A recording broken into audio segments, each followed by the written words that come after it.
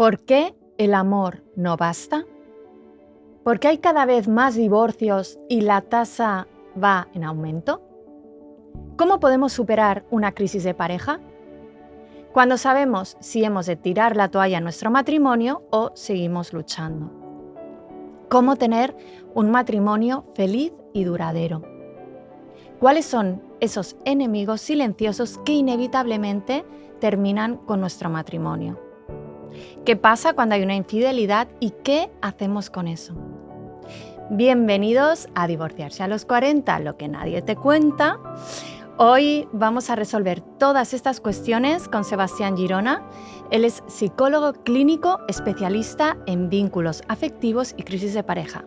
Sebastián es conferenciante, autor, docente y comunicador, conocido por su manera de hablar clara y cercana en los medios sobre el tema de los vínculos de pareja. En su último libro, Te quiero pero no funciona, que lo tengo por aquí, nos invita a reflexionar sobre esas relaciones donde hay amor, pero aún y así no logran sostenerse. Bienvenido, Sebastián. Muchas gracias. Gracias por estar aquí. Gracias a ti por la invitación. Bueno, antes de empezar la entrevista, quiero recordaros que por favor, si os gusta, dejéis una opinión, lo compartáis con esa persona que creáis que le pueda ayudar, le deis un like o suscribáis para no perderos los nuevos episodios, porque así me ayudáis a seguir creando contenido y poder ayudar a mucha más gente. Bueno, pues ya dicho esto, he traído el libro para que me lo dediques luego. Por supuesto. ¿Cuántas preguntas? Sí, Yo te las he lanzado todas de golpe ya. Pues yo creo que no sé cuál es la pregunta que más te han hecho, pero seguramente esta de por qué el amor no basta debe ser una de ellas, ¿no? Claro, porque esa está basada en uno de los mitos del amor, ¿no? De que el amor todo lo puede, de que si la pareja se quiere va a poder superar todos los conflictos y todo. Y ese mito está basado en una supuesta fortaleza del amor, digamos, que por supuesto tiene su fuerza el amor, ¿no? Muchas lógicas como que tiene como que el amor es más fuerte y todas esas cuestiones, que por supuesto tiene su fortaleza, tiene su poder, pero no es suficiente. Y un poco esto que leías el título del libro, Te quiero pero no funciona, el título del libro te da a entender que el funcionamiento es igual o más importante que el amor, ¿no? Porque las consultas de pareja están llenas de parejas que se quieren mucho pero se separan igual. Entonces ese funcionamiento es extremadamente importante. Sí, leí en tu libro que comentabas que la mayoría de parejas que van a terapia es porque son ellas, las mujeres, que, ¿no?, que deciden ir a terapia, o porque por lo general ellas son las que quieren comunicar, las que quieren hablar de esa desconexión emocional cuando una pareja está en crisis, mucho más que ellos, ¿no? Sí, esa es una estadística, digamos, que si bien yo no la tengo registrada, te diría que no necesito registrarla porque de cada 10 pedidos de terapia de pareja, 9 la hacen una mujer. Y ese hombre que es el 1, en general lo hace siguiendo instrucciones de su mujer, digamos, básicamente. Entonces, te diría que no es necesario registrar esa estadística porque es contundente, todo el tiempo es así. Digamos, las terapias de pareja las piden las mujeres y los hombres, yo te diría que por ahí hace unos años iban un poco más a regañadientes, ahora están accediendo un poco más a ir a ese espacio de terapia de pareja. Quizás no saben bien ahí para qué están o están un poco incómodos, pero bueno, van, por lo menos van. Hace un tiempo casi te diría que por ahí no iban o iban más incómodos todavía. Claro, porque las mujeres tenemos más tendencia a hablar de nuestras emociones. Exacto. Que los hombres, porque es un tema cultural desde niños. Exacto. Sí, exacto. Yo en el libro pongo el ejemplo. Si tú entras a un patio de un colegio, ahora a la mañana, en el recreo, vamos a ver que los varones van a estar jugando algún tipo de juego físico, algún despliegue físico, y seguramente vas a ver a las mujeres hablando de algo, ¿no? Hablando en algún rincón, en algún costado, hablando. Bueno, eso se mantiene hasta la vida de adultos, ¿no? Las mujeres son mucho más habilidosas que nosotros a la hora de conectar con su mundo interno, poder saber qué le pasa y poder sobre todo expresarlo. Nosotros los hombres somos más rudimentarios, a veces nos cuesta primero conectar y luego si sabemos qué nos pasa, nos cuesta también expresarlo, ponerlo en palabras. Como que es Mm, difícil, no tenemos esa sensibilidad. Si bien es cierto que hay hombres que van evolucionando y que se nota que tienen más habilidades que otros, bueno, todavía falta bastante, me parece, ¿no? Y esto de que la mujer demanda en general una pareja sana, una pareja que pueda sostenerse en el tiempo, que pueda de alguna manera hacerle bien a ambos y no a uno solo. Bueno, esas cosas son las que... Y quizás la variante es que hoy la mujer empieza a darse cuenta de que eso no es un pedido eh, que es excesivo, que es un pedido lógico, es un pedido normal si uno quiere tener una pareja sana. sí.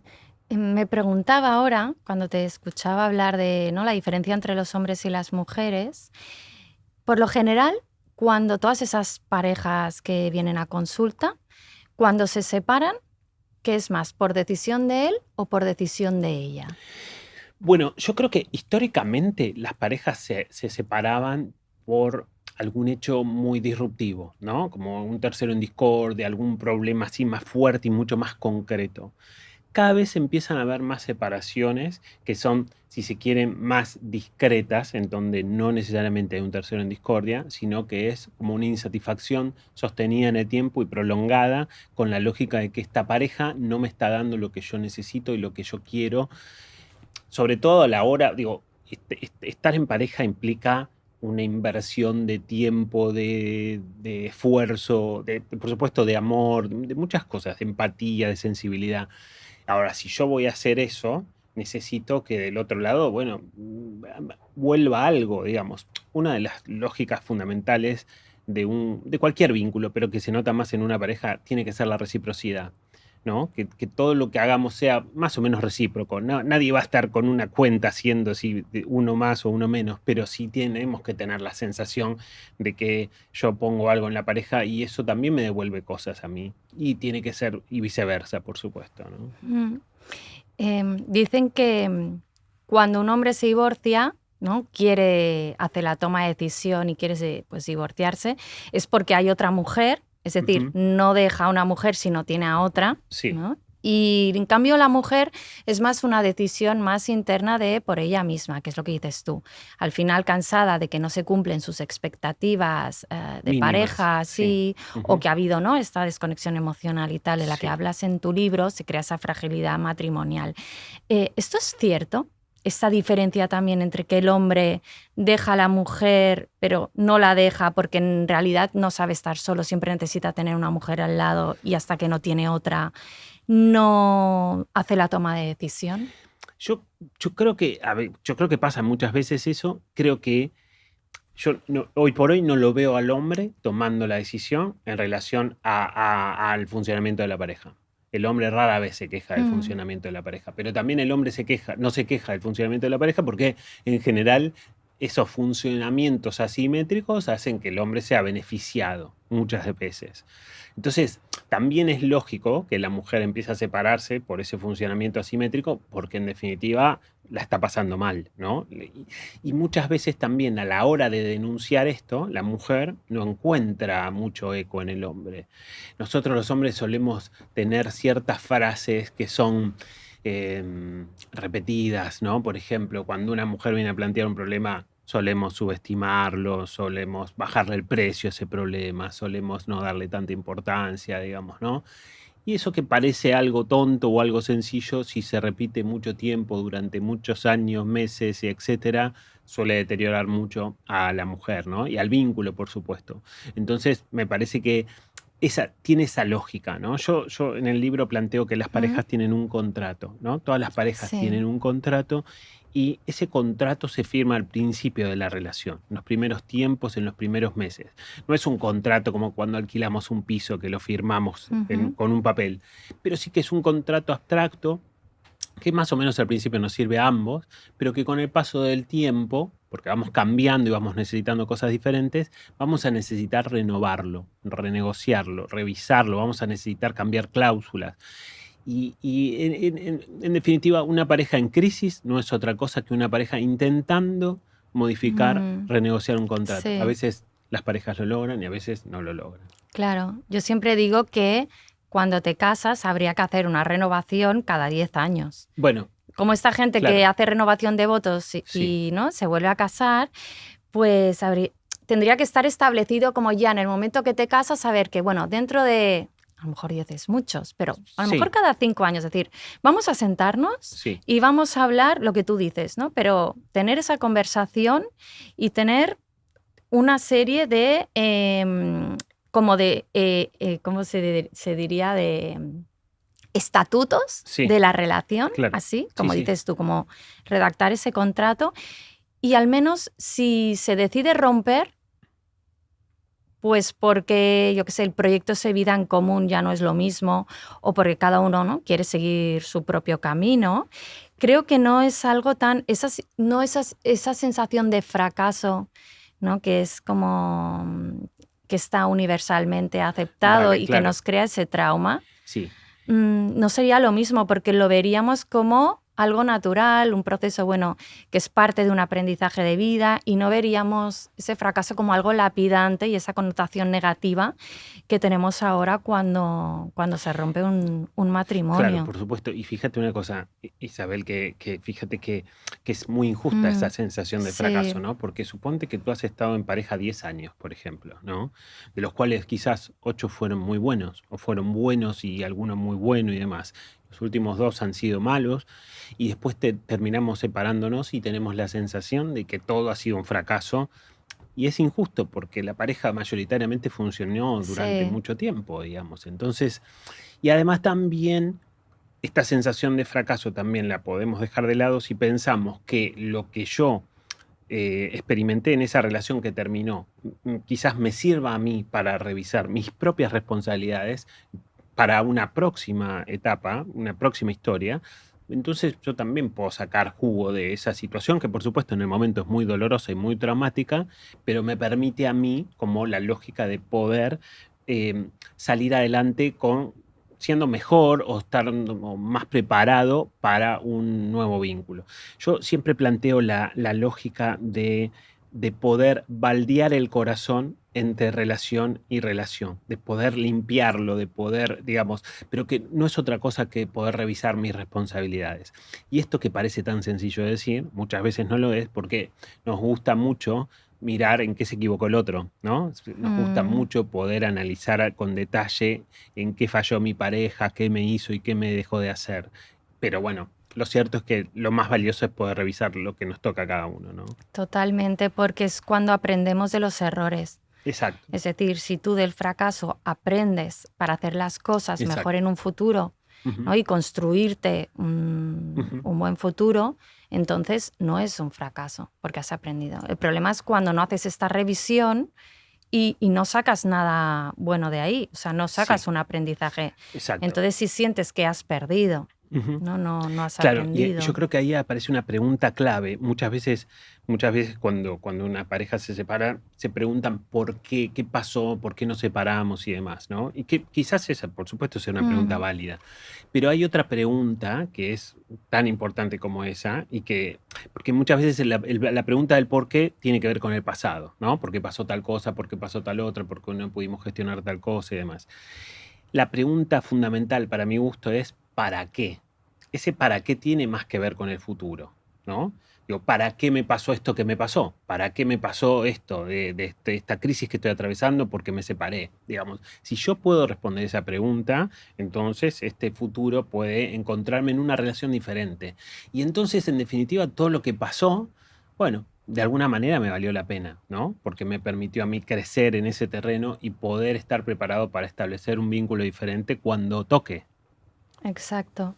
Me pregunto también, cuando en consulta te vienen esas parejas, ¿te ha pasado alguna vez de decir a alguien, bueno, yo aquí no veo solución y lo mejor es que os separéis? Mira, yo tengo que reconocerme como pro pareja, o sea, yo me Mm, planto en ese lugar, pero por una convicción personal y como psicólogo de luchar por la pareja. A menos de que, por supuesto, si llega una pareja en donde hay violencia de género, violencia psicológica ujú. constante y demás, ahí por supuesto esto es otro caso, digamos. Pero en general, si esas situaciones no están presentes, yo siempre estoy a favor de poder trabajar con la pareja. Hace muchos años yo pensaba que, que el pronóstico de la consulta de terapia de pareja dependía en gran medida del momento en que la pareja hacía la consulta. Si la pareja llegaba al consultorio completamente incendiada, yo pensaba, bueno, el margen de maniobra es reducido, ¿no? Casi se puede hacer muy poco. Los últimos tiempos yo creo que siempre se puede hacer algo. Si los dos integrantes de la pareja tienen voluntad de trabajar, siempre se puede hacer algo, aunque esté el vínculo muy deteriorado. Es que a veces parece que es algo como muy difícil de solucionar o muy complejo. Ellos lo piensan, pero luego no es tan No, complejo. Y son exacto. cosas tan simples como el mejorar la Ujú. comunicación, el crear ese espacio para ellos, el Exacto, sí, proteger ese sí. nosotros que tú dices, ese equilibrio, ese triángulo que me Ujú. encanta del yo, tú, nosotros, ¿no? Sí, El aprender a salir y a entrar de ese triángulo claro, de exacto. tu Fortalecer vida, ese mi nosotros. vida, nuestra vida juntos y que tú tengas tu propósito de vida, yo el mío y luego tengamos el común, ¿no? Exacto. Claro, bueno, sí, si se pueden trabajar esas cosas, Mm, yo siempre digo que el diálogo es el oxígeno de la pareja, mm, ¿no? Y al principio un poco una terapia de pareja es como una especie de respirador artificial, ¿no? Donde la pareja empieza a poder dialogar dentro de un lugar seguro que se supone que tiene que ser la consulta, ¿no? Y al principio es más, yo sugiero la lógica de que cuando una pareja viene con mucho conflicto, sugiero de que pongan en pausa esas conversaciones que tienen en casa y que las podamos desarrollar en la consulta. De que, por supuesto, no se trata de ignorarlas, sino se trata de poder abrir esos temas en un espacio controlado, digamos, ¿no? Y quizás yo lo que noto también en los últimos tiempos es que quizás al hombre de una pareja, eh, quizás se pueda llegar a sentir un poco más cómodo con un terapeuta masculino también en ese sentido, como que le facilita la posibilidad de llegar a la terapia pareja. Luego llegan a la terapia pareja y se van a encontrar con este discurso que yo digo, ¿no? Los hombres somos más rudimentarios en ese sentido. Pero en un primer momento eso puede ayudar a que el hombre por lo menos baje un poco esas defensas, digamos. claro, porque él se siente más amenazado ante la Es, terapia, por lo general, que es lo que decíamos antes. Exactamente, claro. Y frente a en general, por ahí una psicóloga, ¿no? De Mm, pareja, por ahí el hombre puede sentir que va a ser doblemente atacado, por lo menos en la fantasía de un hombre que quizás no tiene tanta experiencia terapéutica, digamos, ¿no? mm, sí. ¿Qué pasa cuando hay una infidelidad en la pareja? Porque ahí se pierde la confianza y retomarla es mucho más difícil, ¿no? Sí, sí, por supuesto, por supuesto. A ver, pasan muchas cosas, ¿no? En infidelidad. De hecho, hay ciertos momentos y hay ciertas etapas de la vida donde tenemos más probabilidades de ser infieles o no. Que esto es para el hombre y para la mujer, ¿no? Porque hoy por suerte también está como democratizada la infidelidad. Esto puede Sí. encontrarse en ambos casos. Lo cierto es que la infidelidad es muy traumática, ¿no? Porque de alguna manera esa persona que me tiene que cuidar y que me tiene que proteger, no solamente no hace esa protección, sino que me traiciona. Muchas veces la infidelidad es vivida como una traición. De hecho, muchas veces también se habla de cometer una infidelidad, ¿no? Como quien comete un delito, o como quien comete Ujú. una infracción, ¿no? Entonces, realmente es una situación muy traumática. A partir de ahí, a partir de que aparece la infidelidad, hay que hacer determinadas cosas para poder superarla, que por supuesto no garantizan la superación, pero si no se hacen, seguro que no se va a superar bajo ningún punto de vista. Lo primero que hay que entender, y esto lo tiene que entender él o la que cometió la infidelidad, es que la persona quien padeció esa infidelidad, la víctima de esa infidelidad, en todo caso, está traumatizada, ¿no? Está, como decíamos, ha sufrido como un golpe psicológico, ¿no? Entonces esa confianza, esa persona en la que creía que iba a ser protegida y demás, ya no la puede ubicar en ese lugar, ya no la puede entender como ese protector o protectora del vínculo, sino que es todo lo contrario. A partir de esa cuestión traumática, esa persona va a necesitar hablar, va a necesitar preguntar cosas. Y muchas veces el que comete la infidelidad no quiere hablar, o la que comete la infidelidad no quiere hablar. La persona que la padece va a preguntar cualquier cosa, cosas que hasta quizás no sean necesarias Detalles, preguntar. incluso, ¿no? Que son incómodos, Que pero tú son, quieres saberlo absolutamente todo. exacto, pero son muy hirientes, ¿no? Sí. Y entonces ahí habrá que tener mucho cuidado. Yo creo que hay que preguntarse en esa situación qué suma, qué construye saber, digamos. Suma que yo sepa dónde pasó y cómo pasó, no sé si suma demasiado, ¿no? Aunque en el momento yo quiera saberlo. Pero es una buena pregunta que se tienen que hacer ambos. Suma que te cuente esto, suma que me preguntes esto otro, construye algo en la reparación de la confianza, seguramente no. Pero bueno, lo que sí es necesario que quien cometió la infidelidad esté dispuesto a hablar cuantas veces sea necesario según la demanda de quien padeció esa infidelidad. A partir también de este traumatismo hay que entender que esa persona que sufrió la infidelidad va a estar inestable psicológicamente. Eso quiere decir que un día va a querer continuar con la relación, el lunes va a querer continuar con la relación, el martes no va a querer continuar con la relación, el miércoles a la mañana va a querer continuar con la relación y el jueves a la tarde no va a querer continuar con la relación. Y hay que tener paciencia, hay que tener paciencia. Quien cometió la infidelidad lo tiene que tolerar. Te lo digo en argentino, se la tiene que bancar porque cometió esa infidelidad. Entonces ahora tiene que hacer un trabajo de reparación en ese sentido. Y entonces desde ese punto de vista, muchas veces esto no pasa. Quien cometió la infidelidad o no quiere hablar o no tiene la paciencia necesaria para entender que tiene que reparar ahora. Siempre y cuando haya un arrepentimiento y quiera sacar a la pareja adelante, digamos, ¿no? Y el segundo paso fundamental, tiene que ser fundamental y que tiene que ser durante un periodo de tiempo, esto no puede ser durante el resto de la vida de esa pareja, sino que tiene que ser una determinada cantidad de meses, es poder darle transparencia al otro. Entonces, si yo voy a comer con un amigo y mi pareja me pide la ubicación en el móvil, yo se la voy a tener que dar sin ningún inconveniente. Repito, esto tiene que ser durante un tiempo. La idea no es que la pareja se convierta en un policía y un ladrón, ¿no? Pero sí, en un periodo de reconstrucción de confianza, esa transparencia será fundamental. Si esas cosas no están, es muy difícil el pronóstico de que una pareja pueda salir adelante. Y por otro lado, también con respecto a la infidelidad, hay una lógica que por ahí es difícil de entender, pero que es cierto que hay parejas que luego de superar esa crisis de infidelidad pueden mejorar el vínculo.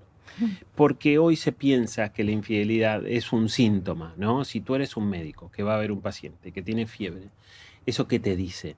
Bueno, que tiene fiebre, va a haber que tratar de bajar la fiebre de alguna manera, pero no te habla del cuadro. Puede ser gripe, puede ser anginas, puede ser COVID, puede ser un montón de cosas, ¿no? En definitiva, la infidelidad es como una fiebre, es como un síntoma de la pareja. Algo venía sucediendo, algo se venía incubando dentro del vínculo para que alguien termine tomando esa decisión. Por supuesto que el que tiene mayor responsabilidad es el que comete la infidelidad. No estoy igualando las responsabilidades bajo ningún punto de vista. Pero si luego del impacto traumático inicial la pareja puede empezar a trabajar y poder empezar a pensar por qué sucedió lo que sucedió, se puede mejorar el vínculo. Claro, siempre hay una causa. Claro, exacto, claro. Sí, exacto. y es cierto lo que dices, porque a mí me ha pasado con clientas que después de superar esta crisis se ha visto reforzada la relación. Exacto. Porque claro, han trabajado en eso, en qué aspectos es lo que no estaba funcionando y han hecho un poco lo que hablamos de la revisión, ¿no? En común. Sí. Y eso ha hecho que luego fuera mucho mejor la relación en todos los aspectos. Exacto, claro. No digo que sea fácil, no digo que sea sencillo, pero sí que puede suceder, ¿no? Y que porque tomas conciencia y pones los problemas sobre la mesa. Exacto. Y desde ahí puedes resolverlos. Sí. Y ahí yo creo que sucede que la lógica de que ambos integrantes de la pareja se autoconvocan en un lugar de responsabilidad para que cada uno pueda revisar lo que le toca a cada uno. Digamos.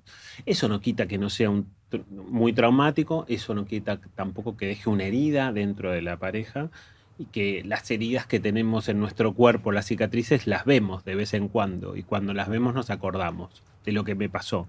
Bueno, esto es básicamente, pero se puede vivir con una herida también, ¿no? Con una cicatriz. Volvemos a las preguntas anteriores de la introducción de Ujú. cuáles son, que comentas en tu libro, esos enemigos silenciosos Sí, que hacen que se pueda romper una relación, ¿no? Para evitar volver a cometerlos en el sí. caso de que tengamos una nueva relación. Sí, vale. Bueno, el enemigo silencioso número uno, el archienemigo fundamental, es la rutina, ¿no? Esta rutina que se va instalando poco a Mm. poco, se va haciendo como no muy visible, y cuando nos queremos dar cuenta, siempre hacemos lo mismo, siempre vamos a comer al mismo lugar y siempre pedimos la misma comida y siempre damos la vuelta por la misma calle, por ponerte ejemplos cotidianos, ¿no? Pero Mm. estas rutinas también pueden estar planteadas en cuestiones mucho más generales dentro de la pareja. Y esa es la rutina como un enemigo bastante potente dentro de la pareja. Otro enemigo silencioso que es socia de la rutina, que es la dificultad de cambio, ¿no? La resistencia al cambio que puede tener alguno de los integrantes. A veces uno de los dos puede proponer cosas nuevas, cosas diferentes dentro de la relación, y hay uno que se resiste más que el otro. Entonces ese es como un socio, ¿no? Cercano de esa rutina, porque la rutina es que hagamos siempre lo mismo, y entonces si no hay cambio, entonces la rutina tiene como su cuestión asegurada, digamos. Después hay otros enemigos que pueden estar más o menos presentes, que son más sutiles. Por ejemplo, hay algo que se llama en terapia de pareja, o en la vida de las parejas, que es la influencia, ¿no? La influencia. Que la influencia, en definitiva, quiere decir cuánto peso le damos a la palabra de mi pareja. Se supone que si yo tengo un problema en mi trabajo, por ejemplo, y te lo comento para ver tú qué opinas, y tú me dices, yo haría tal cosa y haría tal otra, se supone que yo tengo que ir y hacer más o menos eso, ¿no? Porque yo tengo que poder, o sea, que yo ahí estoy mostrando que la palabra de mi pareja tiene un peso, ¿no? Entonces eso tiene que verse reflejado en hechos concretos, digamos. Quizás yo, por supuesto, no voy a ir a decir exactamente lo que me dijiste, le pondré mi estilo y haré más o menos, pero se supone que tiene que haber una influencia. Y esa influencia, que parece bastante simple, muchas veces no sucede dentro de la relación y se vuelve un enemigo silencioso. Ahí tenemos que, en general, las mujeres reciben mejor la influencia, y a nosotros los hombres, de vuelta, nos cuesta más poder darle valor a la palabra de nuestra pareja, digamos. Sí, es decir, tenerla en cuenta. O sea, Exactamente. tener en Sí, cuenta la opinión consideración. de nuestra pareja Exacto, claro. antes de tomar una decisión. Exacto. Ujú. Pero tenerla en cuenta de Sí, verdad, digamos, sí, ¿no? sí. Digamos, darle peso a esa palabra. Esos son enemigos, y muchas veces también quizás el enemigo más sutil y más poco visto es la lógica. Mira, hay dos columnas fundamentales en una pareja. Hay muchas columnas que sostienen, ¿no? Pero hay dos columnas que no pueden faltar y que no pueden tirarse abajo, porque si se tiran abajo no tenemos pareja. Una es la columna del erotismo, ¿no? La columna del erotismo que incluye a lo sexual, pero que cuando yo digo erotismo estoy hablando de contacto físico, de besos, de caricias, de mimos, Sí, de un abrazo. sensualidad, Exactamente, sí. exactamente, de poder tener eso muy presente, y que eventualmente eso puede desembocar en una relación sexual, como no, digamos, ¿no? Esa vida erótica de la relación tiene que estar presente.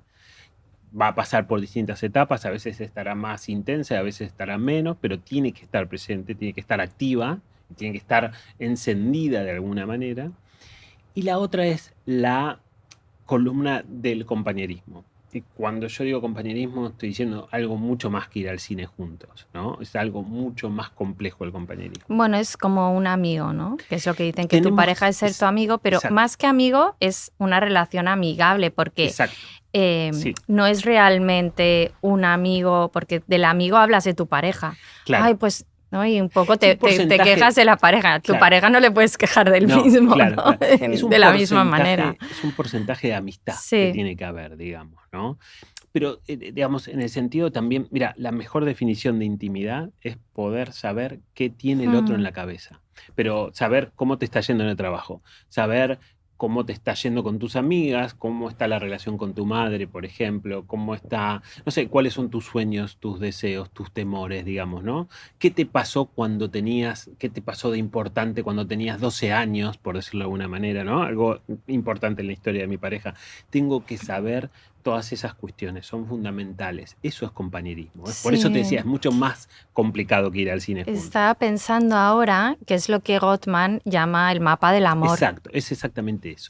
Que cuando tú realmente quieres a alguien, te interesas de verdad por lo Exacto. que le gusta, quiénes son sus amigos, Ujú. toda esa información que yo, o sea, hasta que no leí esto, que Sí, incluso, ¿no? Él propone un cuestionario y tal, ¿no? En uno de los libros, y yo dije, pues yo todo esto no lo sé. claro. Te das cuenta que hay muchísimas cosas que deberías saber de tu pareja y que no las sabes, Ujú, y ahí es cuando te das cuenta que quizá no le estás prestando suficiente interés en algunas cosas que son importantes para el otro. ujú, exacto. Es fundamental, es Mm, fundamental. Y eso es el verdadero compañerismo.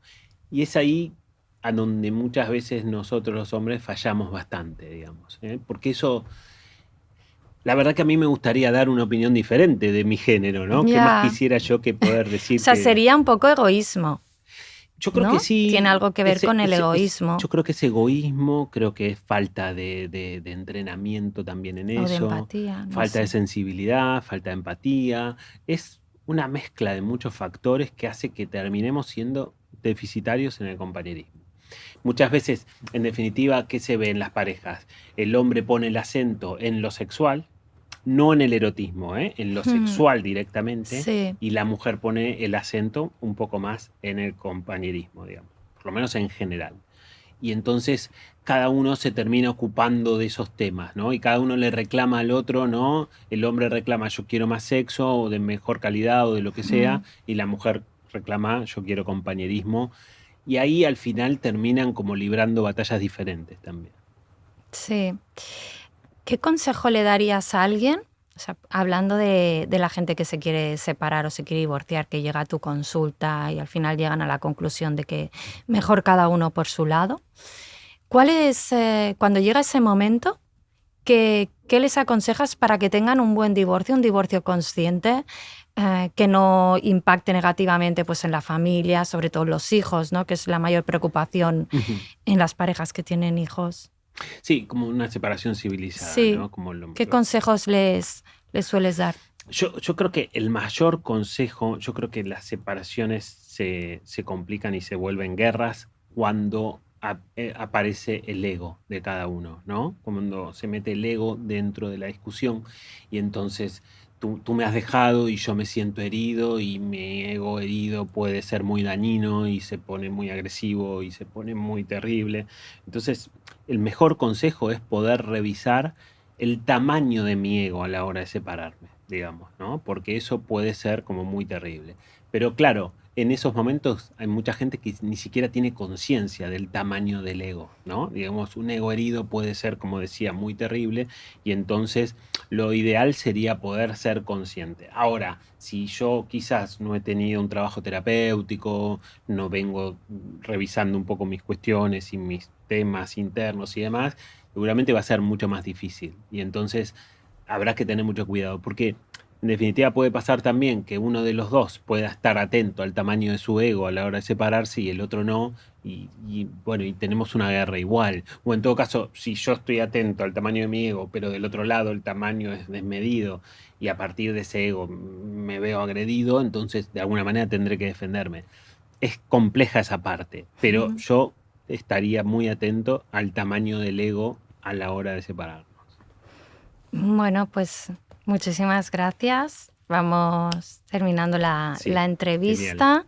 Y a ver, a mí me gusta terminar un poco también con, sería algo como, ¿cuál sería tu mantra en la relación de pareja? Es decir, si tuvieras que resumir en una frase para tener una relación de pareja saludable, ¿qué dirías? Yo te diría que hay algo que tenemos que prestarle atención, que es ¿qué necesita mi pareja? Que yo sugeriría Mm, hacernos esa pregunta de vez en cuando, una vez por semana quizás, ¿no? ¿Qué necesita mi pareja? no qué necesito yo dentro de la relación. Por supuesto, hay que esperar de que esa pregunta sea recíproca, ¿no? Yo me tengo que hacer esa pregunta y mi pareja también se tiene que hacer una pregunta parecida. Pero es esto, de poder pensar qué necesita esa persona, no qué necesito yo, porque muchas veces también a la hora de que, por ejemplo, mi pareja está atravesando un mal momento, yo a veces también le brindo contención, que es la contención que a mí me gustaría tener, por ejemplo, ¿no? Si tú, suponte que a mí cuando yo estoy mal me gusta estar solo y tomarme mi tiempo. Si tú estás triste por algo que te ha pasado, quizás tú necesites otra cosa, no que yo te deje tu espacio. Porque eso es lo que me sirve a mí, no lo que te sirve a ti. Quizás tú necesitas que yo te pregunte y demás. Entonces, poder preguntarnos qué necesita mi pareja cuando está bien y cuando está mal. Eso es una pregunta que seguramente ayuda a tener una pareja más sana. Porque en definitiva, esa pregunta, que parece una pregunta muy simple, que en definitiva es difícil de responder, quita nuestro ego del lado, del medio, ¿no? Lo quita del medio y me permite ver a la otra persona y no tanto verme a mí. Entonces eso puede parecer simple, pero no lo es. Claro, porque si siempre pensamos en el otro Ujú, y es mutuo, ujú. siempre nos vamos a cuidar Exacto, el uno al otro. exacto, exacto. Pero bueno, es un ejercicio también, ¿no? Es un ejercicio, no tiene por qué salir rápido, Sí. pero es un ejercicio para tratar de ir haciéndolo. Bueno, muchas gracias, Sebastián. Muchas gracias a ti por la invitación.